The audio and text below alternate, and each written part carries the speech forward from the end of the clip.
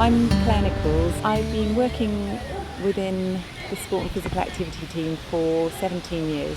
My relationship with physical activity over the years has really changed.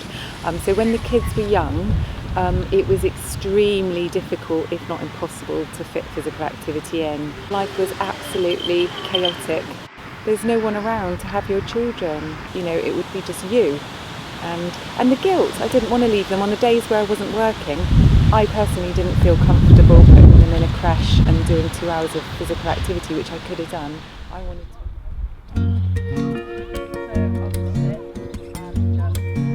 to. Well, I worked with Sport England to get some funding, and we ended up with a specific plan which would be made up of 3 parts. One would be the research element, one would be activities with the children's centres, and one would be to produce a wider campaign, and all 3 elements would be co-created.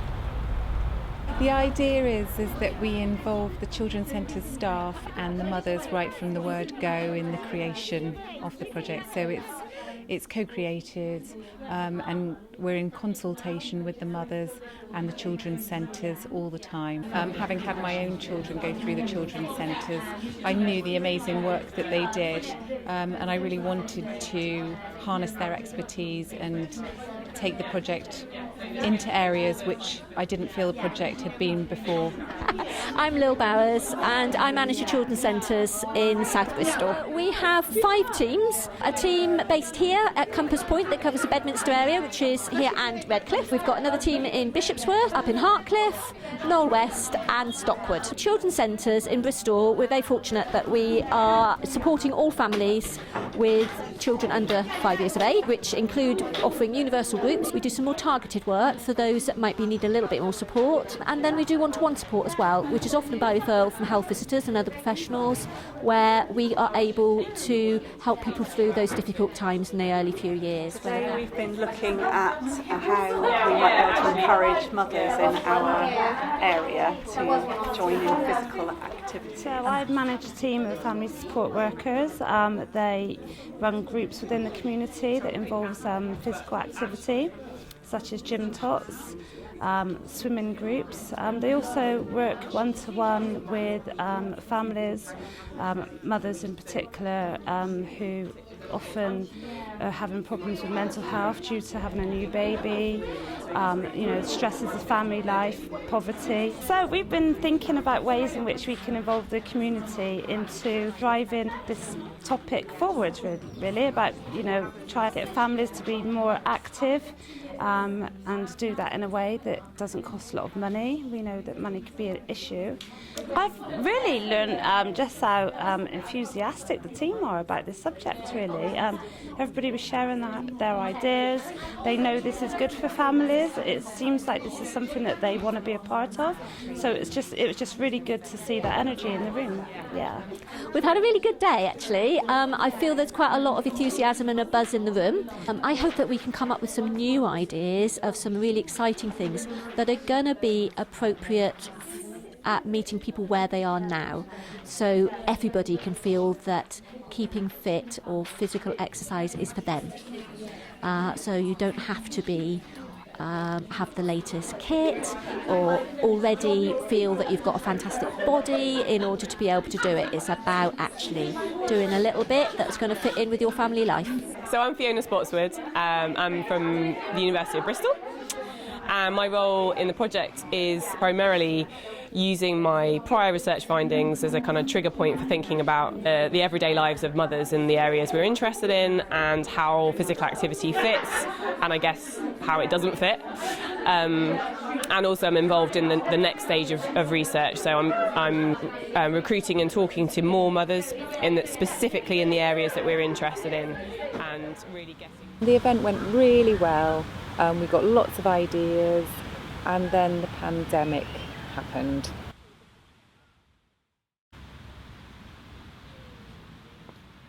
It was really, really tough. So for me, work did take a back seat at that point.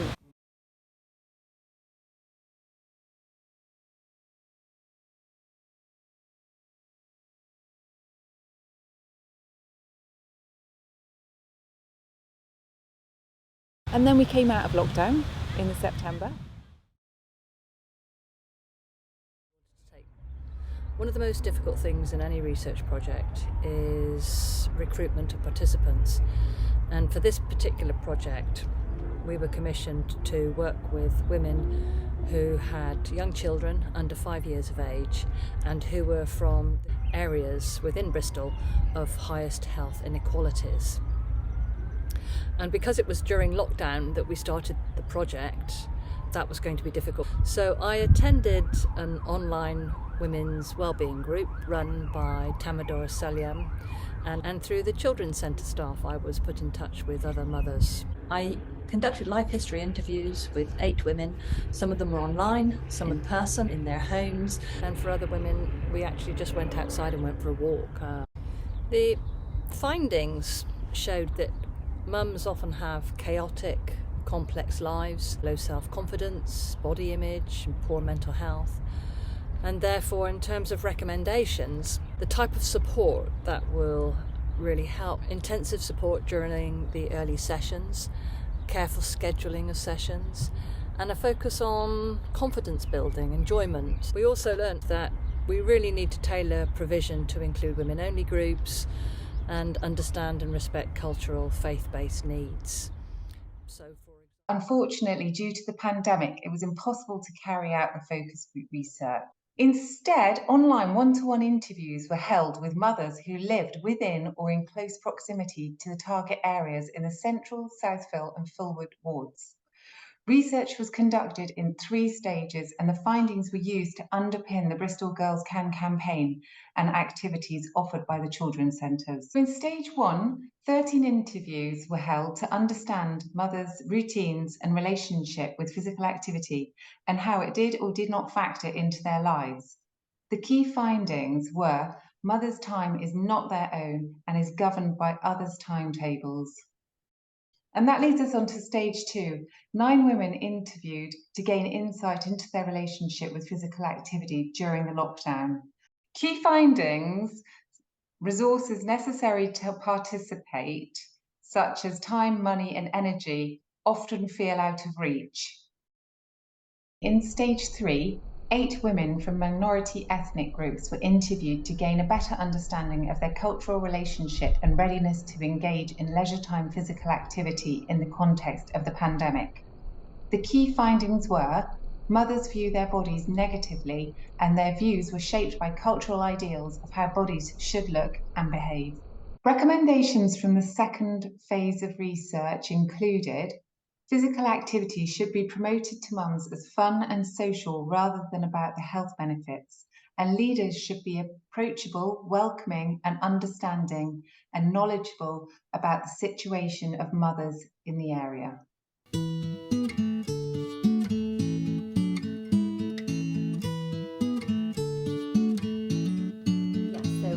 So through Bristol Girls Can, the staff were funded to do training for the yoga, booty disco, buggy walk, move together group.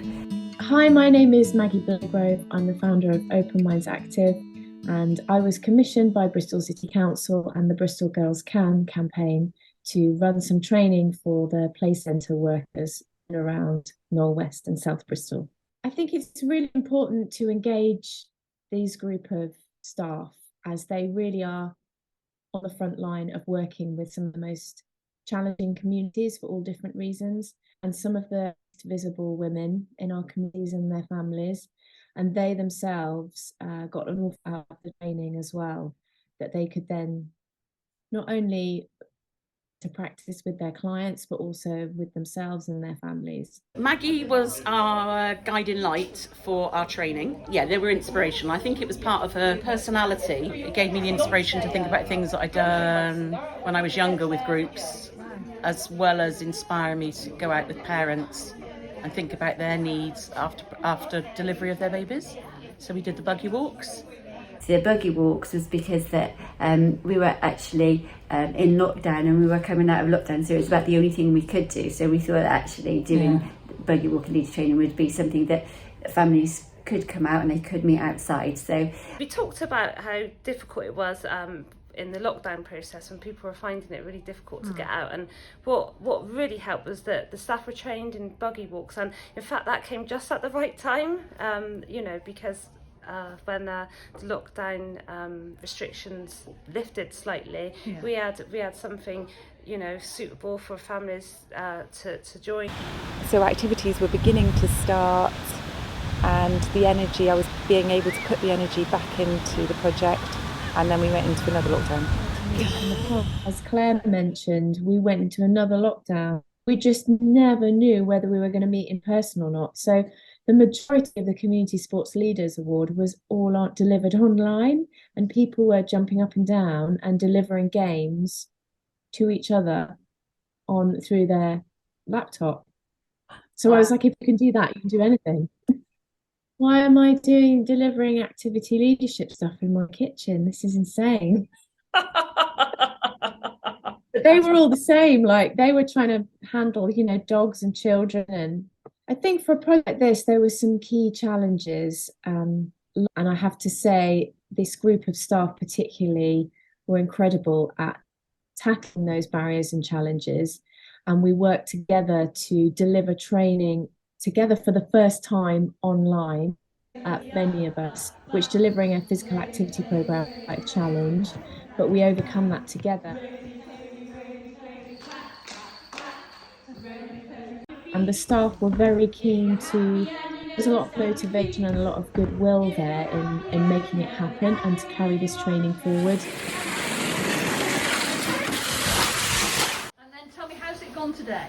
Very well, lots of engagement from families, having a nice time, getting active, getting out and reducing isolation.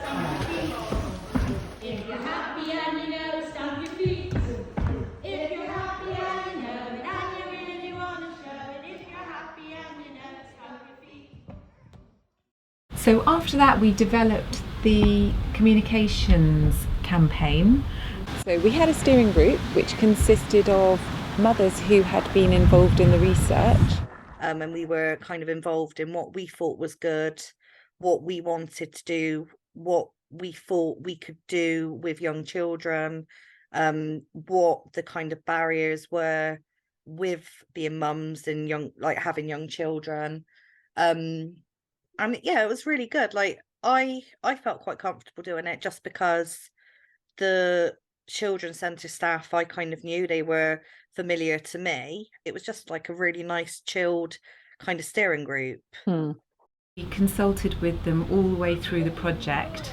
We shared ideas with them and we gained their feedback, and the women helped us to choose the name of the campaign, which we decided would be Small Steps. There were people that were concerned that they were going into gyms and it was all people that were really fit, but that wasn't what Bristol Girls Can was all about. It was kind of trying to show people that it was just normal people just trying to get fit and trying to work around their own lifestyle, being a mum, because obviously our bodies do change, and it is just trying to promote that actually you haven't got anything to be worried about. And we recruited 19 women from across Bristol, from areas of highest health inequalities, not doing too much exercise and not too fit, little bits of exercise here and there, fitting it in their way. And a lot of the women were doing patchwork of physical activity, so it might have been 5 minutes of a YouTube video followed by a walk around the park with a friend, or stair climbing and a walk to school. It was a very eclectic way that they were putting together their physical activity. We photographed the women and we were able to turn them into billboards and posters and use them on social media. It's really important that we put big billboards up of women in the areas that they were from, to motivate and inspire other women in that local area to think about being a little bit more active in whatever way they could. It's unusual to see imagery of real women exercising, especially with their children, and especially all shapes, sizes, and it has really, really great knock-on effect when women see women they know from their local area or city. We were also creating a website. We were redesigning the website because it was no longer fit for purpose, the previous one. And we were involving the women in the design and the activities that we were sharing, but we made sure that the activities that we shared were nearly all free or at very low cost, and they were all things that you could do with your children. We linked up with Knoll Media Centre, who were able to help women produce very short 30-second videos of themselves being physically active. But I feel so blessed that I can do things with my son because I want to model healthy habits for him. And the great thing about this small project that we developed with them was that it empowered the women to make videos of themselves using their own content. And it was very difficult to do because we were in a lockdown at the time and it was hard to recruit the women, but the women that did do it had a great video at the end, and it was very impactful and very personal to the women, and when we shared them on social media they had a great response from family and friends and local women in Bristol.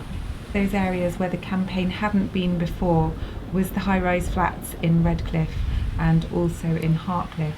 And we're able to go into the laundry rooms there, which are primarily used by women, with a sign in there as well, which would signpost people back to our website to get more information.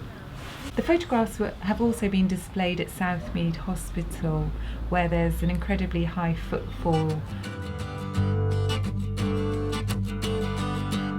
I got lots of encouragement from this project, that okay, I have to be active, because before that I was not that much active. Okay. And it was not good for my health also, and mental health. It was nice to kind of feel like I was part of kind of that progressing along. It didn't take much time at all, because I think it was something that we were all quite passionate about and we were all interested in anyway. Oh, this project gives me more encouragement to do more activities, to be more active. You got a chance to that you're a mom, you're in a family, but you can do something else for yourself. And then I've started Nordic walking myself. We make the journey the way we want it to be. Can I take your loss from a credit account? Yeah, it's been lovely meeting you all as well. And carry your pain every time you're down.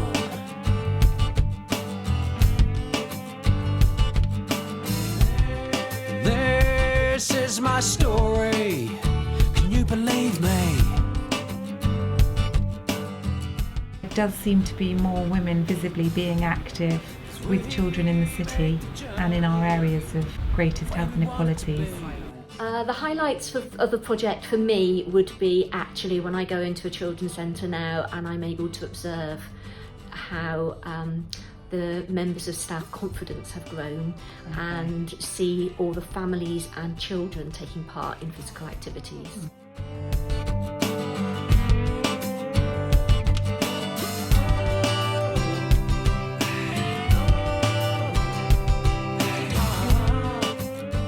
The women themselves who've appeared in the campaign have had so much positive feedback. It's been lovely to see and hear. They've kept in touch with us.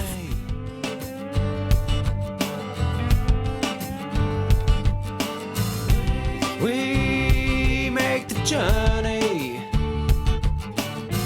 Yeah, we make the journey. We make the journey the way we want it to be.